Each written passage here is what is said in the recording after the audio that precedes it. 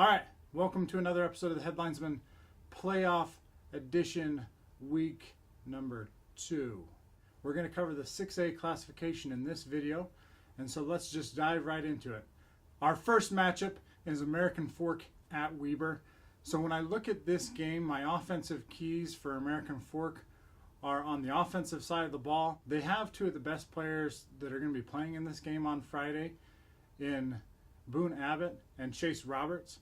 I was at their game at Riverton this past Friday and really experienced them just take over a game. I really expect American Fork to have the same game plan going into this week, and I really expect Abbott and Roberts to take over another game and lead their team to victory. And that's not only my expectation, but I really believe that that will happen. On the defensive side of the ball for American Fork, they need to focus on wide receiver Sione Moa and really focus in on containing him and making sure he doesn't make any big plays in the pass game for Weber.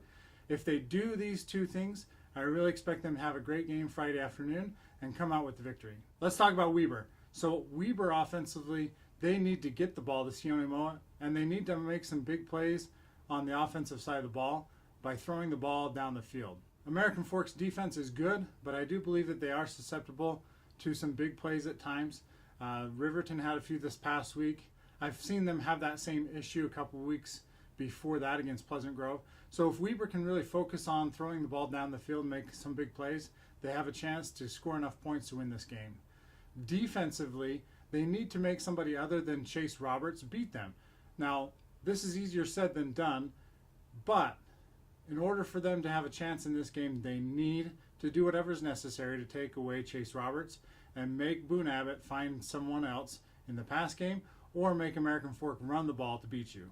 With that being said, my pick in this game is American Fork, and I expect them to make their ways to the semifinals in the 6A classification.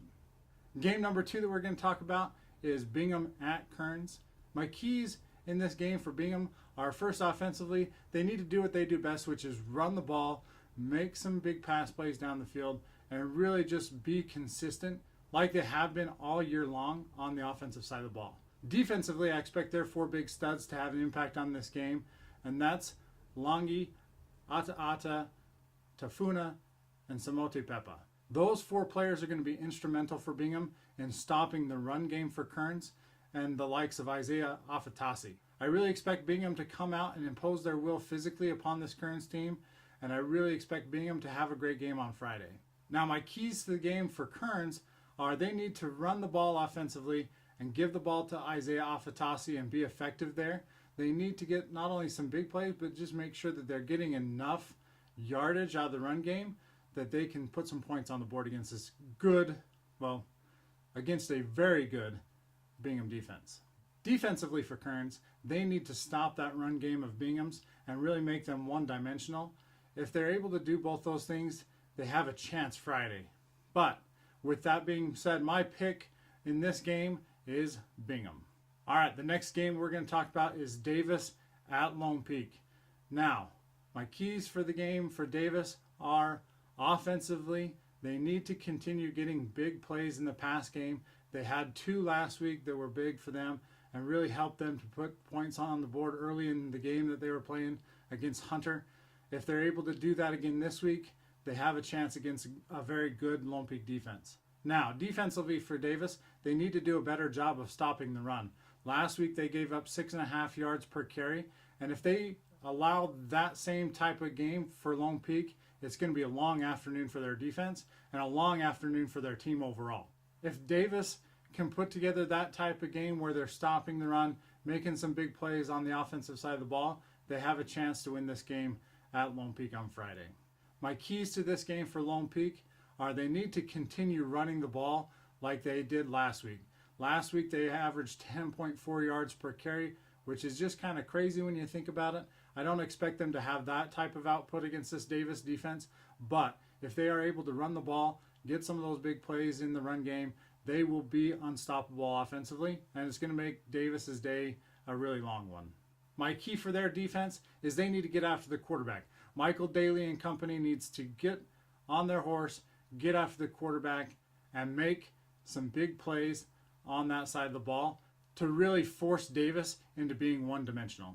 My pick in this game is Lone Peak. All right, our last second round game in the 6A bracket is Pleasant Grove at Fremont.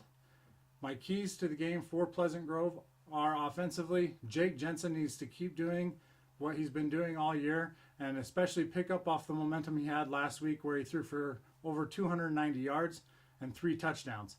If Jensen has that type of game against Fremont, they have a real good chance to be the 4th team out of Region 4 to advance to the semis. Defensively, Pleasant Grove needs to stop the pass. They need to get after the passer and make some plays, whether that be turnovers or sacks, to really force Fremont into an uncomfortable situation. My keys to the game for Fremont for this game are they need to make plays defensively against that prolific pass game of Pleasant Grove. If they're able to get interceptions, pass breakups, or sacks against Pleasant Grove, they have a chance to win this game on Friday. Offensively for Fremont, quarterback Mitch Stratford needs to have a good game. He needs to play well, play with inside himself, don't turn the ball over, really manage the game in an efficient way, and they will have a chance to win on Friday. I've thought all week about this game with Pleasant Grove and Fremont and whether or not I have the courage to select an all Region 4 semifinal. And guess what? I do. I really like Pleasant Grove, and I really expect them to come out, especially on the offensive side of the ball with quarterback Jake Jensen, and have a great day and really make it difficult for Fremont to beat them. So with that being said, my pick is Pleasant Grove. All right, there you have it. We've got the 6A classification all laid out for you. It looks like it's going to be an all Region 4 semifinal up at Rice Eccles Stadium. I really look forward to this being the case because I believe those 4 teams are the best 4 teams in the 6A classification. Look for our other second round preview videos to be posted shortly after this one. Like the video, subscribe, notification bell, all that fun stuff. We'll talk to you next time.